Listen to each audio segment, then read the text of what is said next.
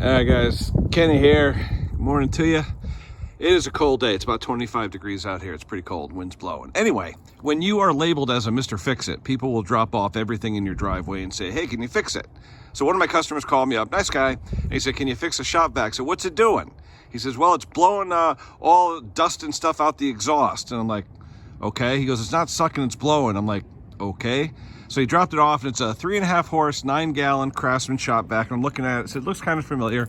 So I go around to the side, and I look up the model number, and the model number 113. Well, 113 is Emerson Electric, all right? And Emerson Electric is, they make rigid, so it's really a rigid shop vac. So I'm looking up and saying to myself, is this a blower and a vac, or just a vac? Well, basically it's just a vacuum, but it says if you hook up the hose to the back exhaust, you can use it as a blower, which is fine because that is the exhaust.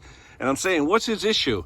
He says, you know, I try and suck out the ashes from my fireplace, and it's blowing all the ashes out the exhaust. And I'm like, okay. So he drops it off, and he's got the filter for it in a bag. And I'm like, huh.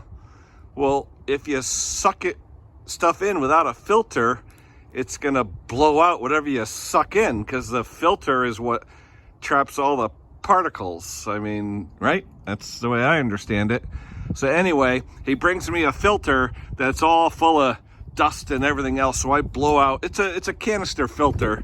Let me see if I can show you here. Hold on, let me put down the camera.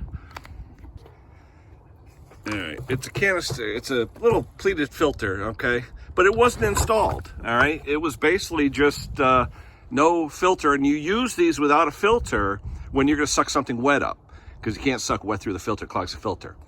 So I don't know if he was doing something wet or whatever. It looked like a bunch of drywall dust and stuff in there. That's what it was. Anyway, so I take the filter, I blow it out because it was all full of drywall dust. I put it back in, and you got to put it in the correct way, put the nut on the end, secure it. It did that, and it's fine. There's nothing blowing out the exhaust, you know. And you could see all the stuff that was in the exhaust here. All right, he was using it without a filter. Well, you can't suck anything without a filter without expecting what's in the can to blow out the exhaust at you. So anyone using one of these filters, if you're going to use the filter on anything dry, you got to use a filter bag or a filter element. Otherwise, whatever goes into the filter is going to blow right back out at you. And you got a nice face full of ashes and everything else. And yeah, so anyway, I called him up. I go, there's nothing wrong with it. You just need to run it with the filter element in, or else it blows out whatever you suck in. All right, that's it for now, guys. You use a wet dry vac. If you're using it for dry, you gotta have the element or the bag in there, or else whatever you suck in, gonna blow right back out at you.